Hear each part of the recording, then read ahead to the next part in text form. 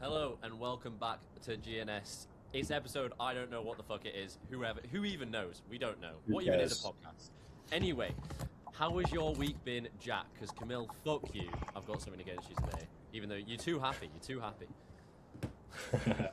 I am not happy. Oh, my week's been good, bro. I am, as of time of recording, 59 days out. Wait, Jack, come closer to the camera. What? Brother, brother is in prep. What? It's the iconic eye bags. I Yeah, got them yeah. now as well. My face You is can not start to see the recording. cheekbones now as well. Fuck you know. Yay! Yeah. Um, I'm 59 days out, and I feel pretty decent. Um, my training's taken a bit of a tumble, so Tim's updated my volume, and I've got a D output for 3 days. Um, and I trained with Josh Jenkins yesterday, and that was very cool. And we announced our giveaway winners, which was not cool because we all have to work with people for free, and we hate that because we're in it for the money. Yeah. That was a joke for anyone listening. um, and yeah, all right, final thing I'll say, my food focus cropped up, so I messaged Tim. I was doing my own meal plans. I was like, Tim, just give me a meal plan, and so I've been running that with no seasoning, no sauce, no nothing, just eating food. Jeez. Um, since then, life has Raw been chicken. it's been way raw chicken. Yeah, I eat it raw. I eat everything raw, bro. You don't even cook it. Yeah. More Since micronutrients, isn't yeah, since then, like food focus is just dead because it's like, what have I got to look forward to? Boiled rice and air fried chicken with nothing on it except for salt. So like, but yeah, things are going good. I'm doing okay. Like, we're coming in now. I'm very flat at the minute. Um, so I'd like to see myself less flat, but who cares at the end of the day? That's Nice, been my nice, week. nice. You can tell, I reckon, I would love to get like a comparison of Jack's energy at like podcast like number one and then just see it slowly. Because not only are you 59 Hey days, guys, Jack here, back with another video. 59 Yeah, days yeah, out, yeah. so 59 days out, finishing a sentence apparently. So anyway, Camille, how are you doing? 59 days out. Well, Camille, you're 59 days out, jeez. You might as well be. The last 24 hours have been the most fucked I've ever been from bodybuilding, but in a nice way. I woke up this morning and I felt so fucked. I just started laughing. Like if it was just comedic to me because Got his demons out. I've always been like, yeah, no, like I've been mashed up from diets before, and like I've experienced like really low energy crashing, like literally struggling to get out of bed, kicking my feet, all of this. But I'm gonna turn down my mic. But this morning was like just something like I've never experienced. I was so mashed up. I sent my check-in shots to Jack, and my balls were hanging out. I didn't even realize. It's just fucking crazy. Um, Last night after I lied down I ate my last meal, I lied down. I was like, right, after this, I'm gonna get up, brush my teeth. I just needed to rest for a bit. And my right leg just did not work. Like I was trying to lift my right leg up to stand up, and it just did not lift. No matter how hard I tried to move my leg, it did not move. Um, so that was interesting. Would your girlfriend lay Apart on from it that, by I'm any mint. Say that again. Said, was your girlfriend laying on it by any chance? I was just checking, Prep brain. 1 week in. 2 weeks in, gone hypo twice. But no, I had a very reassuring call with Jack yesterday, so thank you, Jack. But basically, like to my understanding, I was like, look, I'm 28, oh sorry, 26 weeks out. I'm fucked. Like I'm really, really fucked. And I didn't really want to tell Jack I'm fucked because I was like, I'm only 26 weeks out. I'm being a pussy, all of this, all of this. Like I was going through it. And I finally cracked because I went hyper yesterday and I had a woeful session. And we got on a call with Jack. I was like, look, I'm really anxious. We're 26 weeks out. I'm dropping body fat like a motherfucker. I feel fucked all the time. And he's like, yeah, we'll just bump your food. I was like, what?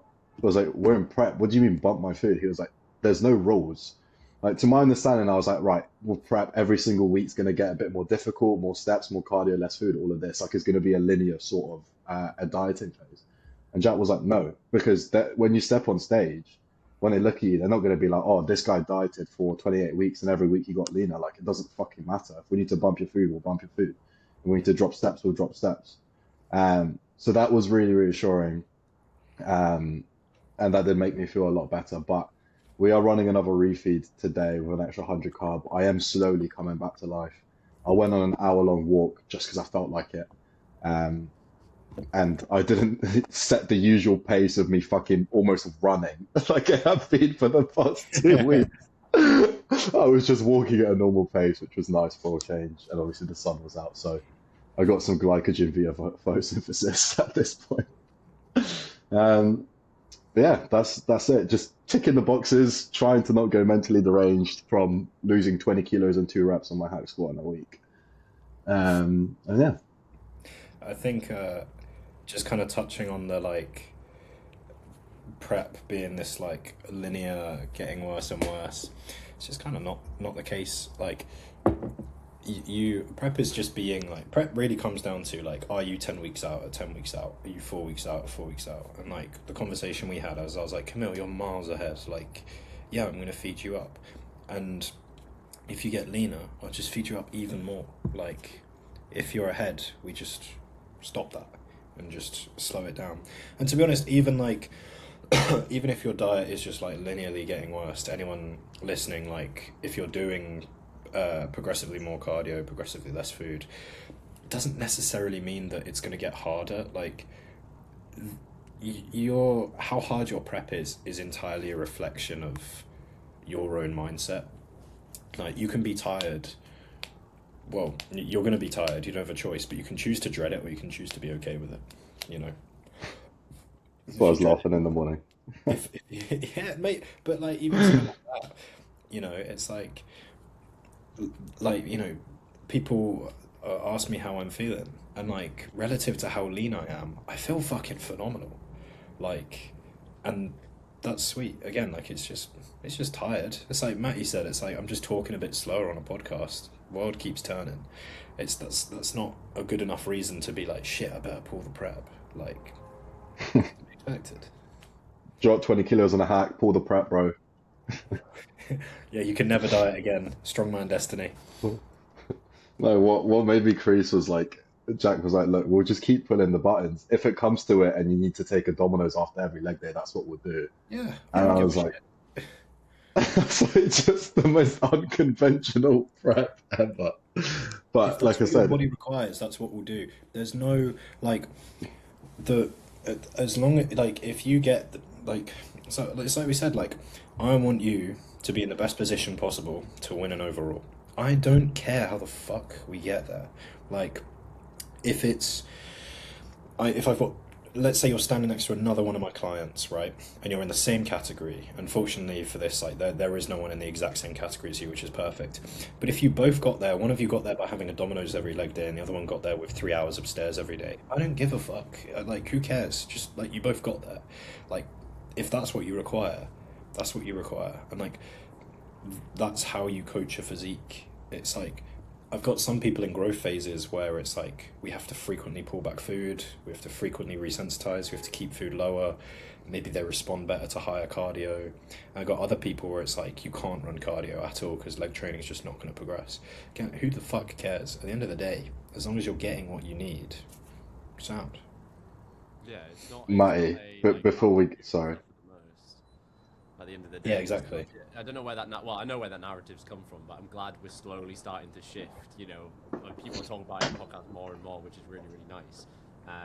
But like, well, yeah, it's not the hardest one. Who cares? Like when you're on stage, they're looking at two physiques. They're not looking at, oh, that guy did fucking 15 million hours on stairs today. Like, you know what I mean? Yeah, but obviously, if you need to do that, then who cares? You need to do it. But also, I think now that people keep... I'll say this and then we'll let Matty talk about his week. I think because people are pre-prep dieting, they're putting themselves in better positions for prep.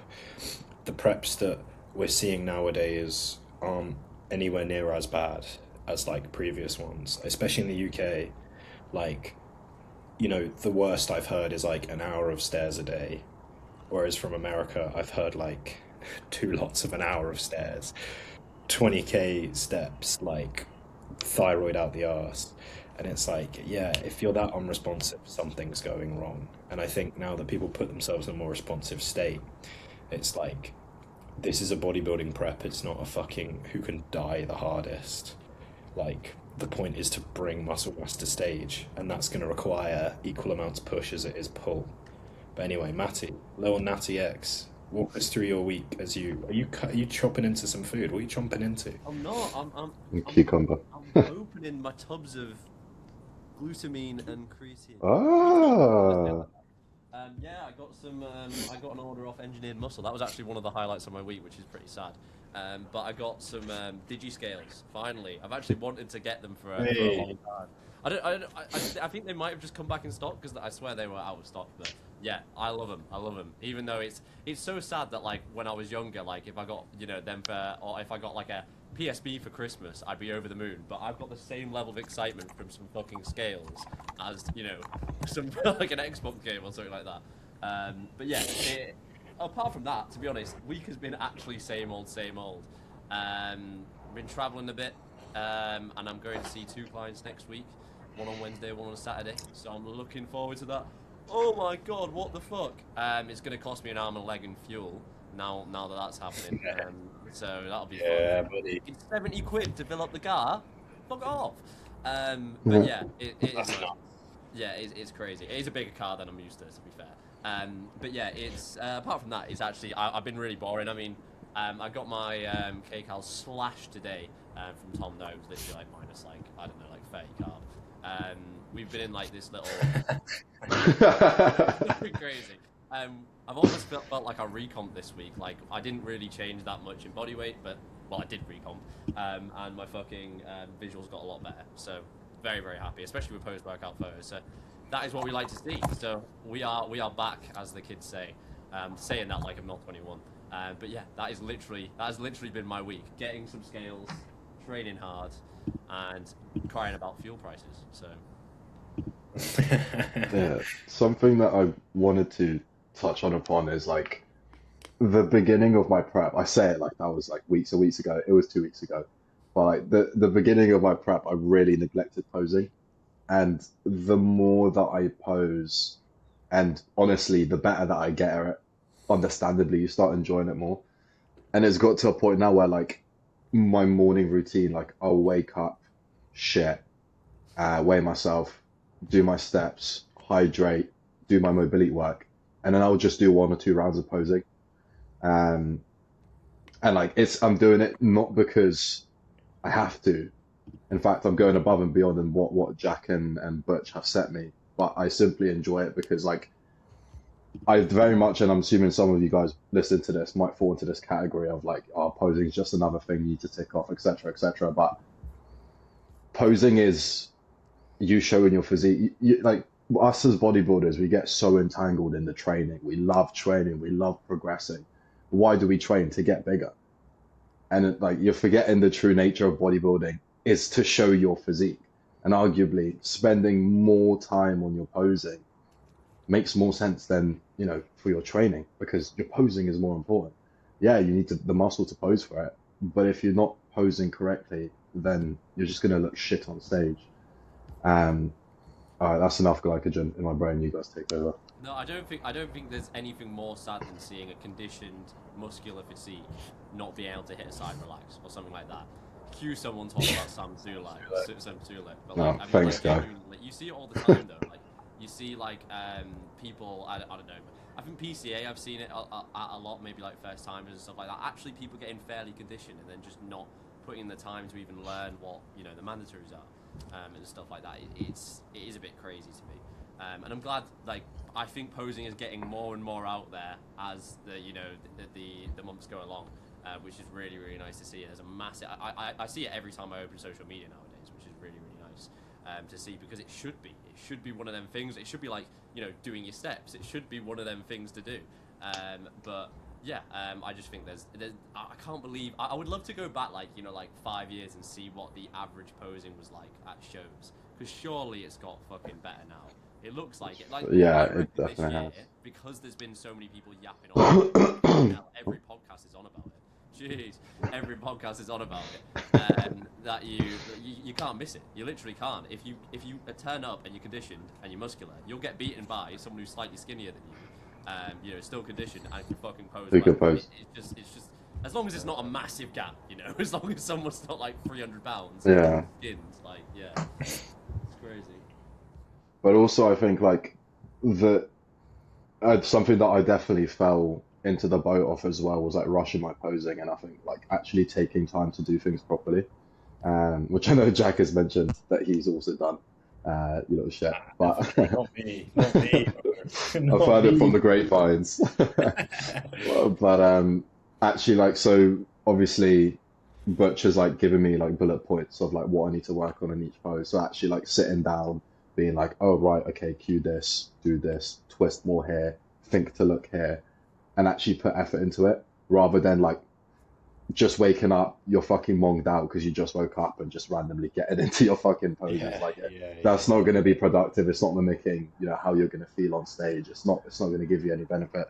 And that actually carries over to all the like, I want to say like accessory things you do outside of bodybuilding, apart from like nutrition and training, like mobility work. A lot of people half-ass mobility work. Again, something that I've fallen into the category of, especially making that switch from more of a maintenance phase to now going into prep, getting into morning routine of waking up, doing steps, hydration, doing mobility work, posing, all of this. It was a bit overwhelming at first, but just wake up earlier, you know, like just fucking just get it done regardless, because people always talk about the one percenters and how to like stand out on stage and all of this. It's not the training or the nutrition. Majority of people have those things nailed because that's the enjoyable part. It's like the mobility work. It's the fucking posing. It's the shit that no one wants to do on a day-to-day basis. That really gives you a difference. Like posing and mobility work goes so hand in hand, because if you can't open up your scap, you're going to look more narrow on stage. If you don't have that rotation in your mid-back, you're going to look more narrow on stage. If you can't externally rotate your knees and your hips properly, you're not going to have that quad sweep that you want on stage. No matter how much you practice your posing, if you simply are restricted in that movement, posing is not going to fix that. Do you know what I mean? Yeah. Mate, I remember I did a story a while back. I called it like embracing the grey of like just doing the shit that's just like fine. Like mobility, you're not going to go into it, and posing, you might not go into it and be like, yo, I'm super gassed about this. But you're never going to get to the end of your day and be like, fuck, I really regret posing, man. Why'd I do that? Like, oh man, what a thing. Like, and you're never going to go to bed like, oh, I'm gassed to pose tomorrow. So just fucking do it. Like, people do shit like this all the time, like tying up your shoelaces, brushing your teeth, getting fucking dressed. They're all things that like are just fine. They're just a bit grey. They're just meh. So just do more shit like that. Like, just get it done and crack on. You're never going to regret it. It's going to benefit you in the long run. And yeah, you're never going to be super stoked about it, but you're never going to regret doing it. And like, you'll have moments where you'll be like, oh shit, that actually was worth it or whatever. But yeah, I think unless it's like super exciting, like having a meal that you really look forward to or having a training session that you really enjoy, a lot of other stuff is just a bit like meh. Like you see in lifestyle clients are like steps. They'll be like, I don't want to go out for a walk. It's like, you're not going to regret doing that, man. Go and do it. If anything, you will be happy that you did it. But unless it's actively engaging, people struggle to do it. Yeah, and I think like, sorry, Camille, do you want to go? Because I think I've got a little delay. no. I was I've got no literally glycogen. Yeah, I was just to agree with Jack. Like that's something Let you go. that is something I see in lifestyle clients as well. Like, you know, embracing that grey area. That's actually what I said to one of my clients this morning. Like, it sounds very preppy, very, very hardcore bodybuilding, but, you know, there's going to be so many things, especially if you're not 100% invested and passionate in something, like your training and stuff like that, because that is realistic to the normal person. They've got other, more important things to do, right? and embracing that grey area and getting good at them things and just getting consistent. It's like, you turn up to your job because you want some money. You do your steps because you want to lose weight. It's like it's the exact same, trade-off, right? And just getting someone to understand that can be difficult, but as soon as they got it down, they start to realize, like, why the fuck was I not doing this before? Like, realistically. Mm. In the depths of my hypos this week, I was doing a lot of thinking, as you do, especially around the context of like why I bodybuild and what bodybuilding means to me. And I think the reason I got into bodybuilding is very different to why I have stayed in bodybuilding. I don't know about you guys, but I got into bodybuilding because of a breakup, whatever. The guy was Wham. I wanted to be Wham. I got Wham. I'm way bigger than him now. Jack, do you remember Tizard?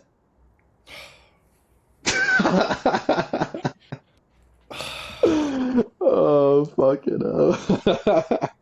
I think that was his name. I'm not going to name drop the first name because we're going to get mocked. But... Yeah, it is. Yeah, he stole my missus, bruv. And I think he was on gear. But it just pissed me off, so I was like, right, I'm going to take gear as well. Anyways, but I think back to what I was trying to say before I run out of glycogen again. Lock in. I think what bodybuilding means to me is like the small wins that no one sees. Like realistically, like when I get on stage, no one is going to be like, oh, he went hypo, or like, he suffered the most, or, he did all of this. No one gives a fuck. So you need to give a fuck. And it's the small wins that no one sees. Like, I was explaining this to Will yesterday. Jack doesn't know if I did 28 minutes of cardio or 30 minutes of cardio. Yeah. Jack doesn't know if I got the +1 or whatever on the hack. Or Jack doesn't know any of this. Like no one knows this but me.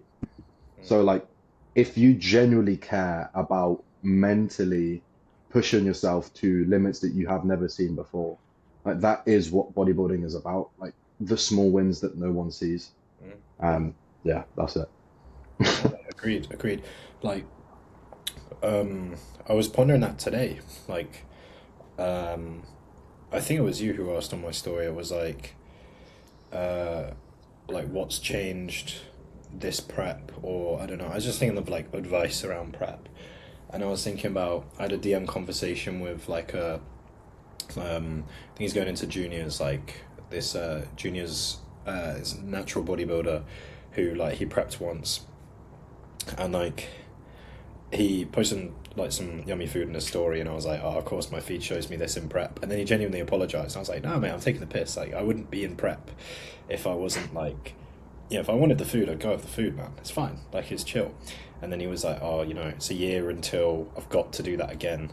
And I read that and I was like, got to? No, you don't. You don't have to do shit, man. Like, you, even as a bodybuilder, you don't have to prep ever. You can prep once or nonce, or not bodybuild. You don't even have to diet. You can just not do that. Those are things that exist. And it's like, I was thinking about like the like prep and people trapping themselves in the prep, and it's like, yeah, I'm paying Tim to help me through a process, but Tim isn't dictating like, oh, you have to do these things, because I can just turn around to Tim and be like, hey man, I don't want to prep, or I can just be like, hey man, I'm just going to call the coaching here. Like, I don't have to do anything. Tim can say like, oh, you should have done your 12k steps, and I can be like, okay, and then just not do them. Like, at the end of the day, everything is a choice. And I think once you realize that things are a choice, you realize that like either you need to stop complaining and just do them, or you need to not do them. Like, if prep is that horrible, don't fucking do it. If you hate it, if you absolutely despise it, don't do it. But equally, it's like, if you're choosing to do something and then being miserable, it's like, what's the point? You're choosing to do it. It's fucking pointless. I think because it's bodybuilding, people get like weird about it. Like, let's say that you hired a fucking let's say you hired a volleyball coach, and then your volleyball coach is like, yeah, you have to do like this training and you have to follow this food. You'd be like, fuck this, I can't be asked. But when it comes to bodybuilding and physique development, people just kind of like try and slog it out even though they hate it, and it makes no sense to me, because if you're not enjoying it, what's the point? There's a quote that I saw the other day, or I think someone mentioned it to me. I just Googled it because I forgot it, but it goes on the lines of you find meaning in suffering. Um, and that really resonated with me because like not a lot of people can say they can actively willingly choose to suffer. Not that prep is suffering, but there are many people in the world who don't get a choice of going through suffering, whether it's, their personal life, relationships, financial stress, work stress, whatever it is. They don't willingly get to choose to go through hardships. Whereas prep, like you said, you're actively choosing to do this. No one is telling you, like, you don't have a dog collar on my ankle counting how many steps I'm doing. Like, I could completely lie about them, or I could just not fucking do them. There's nothing you can do. Do you know what I mean? Like, I'm actively choosing to do this. But I also think it's beautiful in that sense because, God, I'm getting really fucking philosophical today, but um, it is enjoyable in that sense because, like I said, it's what a fucking privilege to actively choose to do something hard. Like, what a privilege to even be in a position to do something hard and choose to do something hard because not a lot of people can say they have that. Bro, it is getting deep today. Jeez, no, that is so true. Like, I think it was something Jack said to me when I was dieting the first time, and it really stuck with me. It's like it's so easy to make yourself a victim, even just in diet phases, not even a prep. Like, I remember saying, I think I mentioned something about pizza. I can't remember, maybe it was like saying what my off plan was going to be. And then he was like, no one is stopping you from going to get a pizza right now. Literally no one is. You've decided to do this diet phase, right? You didn't have to. You decided to do it. And I was like, yeah, that's true. Still want a pizza, right? Who the fuck doesn't? And he's like, well, go and get one. You know what that's going to lead to. You know what the consequences are. Go and get one. I was like, well, no, because ultimately this means something. My progress. And he was like, well, there you go. And I was like, yeah, there you go. It really is. With that, it really, really is. But yeah, it just stuck with me, and it's something I use to this day with some of my clients. It does work really, really well. Just getting someone to like go through their own thought process and just to get them to like realize what they're saying can actually be so beneficial. Like with any issue with a client, getting them to read through their own thought process and say it back to you, and they're like, oh, well, I'm just being not being an idiot, but like being like, oh, I could do this better. Yeah, that doesn't really make sense. I've just got sidetracked from pizza to ideologies now, but fuck knows how that happened. Nah, But yeah, wait, I Jack, remember. your haircut. Just want to let you know because it has been half an hour. Oh shit! Thank you for that. Okay, no, go on. Camille, do one more, and then we'll wrap up the mini episode. Holy shit, that time Okay. flew by. I was so I locked I remember the first diet that I did with Jack for the photo shoot prep. I'm not gonna lie, I'm gonna put my hand up and say there were 1 or 2 points where I cracked and ended up binging, but I remember it so fucking well. Not because the food didn't taste great, it tasted fucking fantastic, but of how you felt after. And the only thing that I can assimilate it to is post-nut clarity. It is the exact same sensation.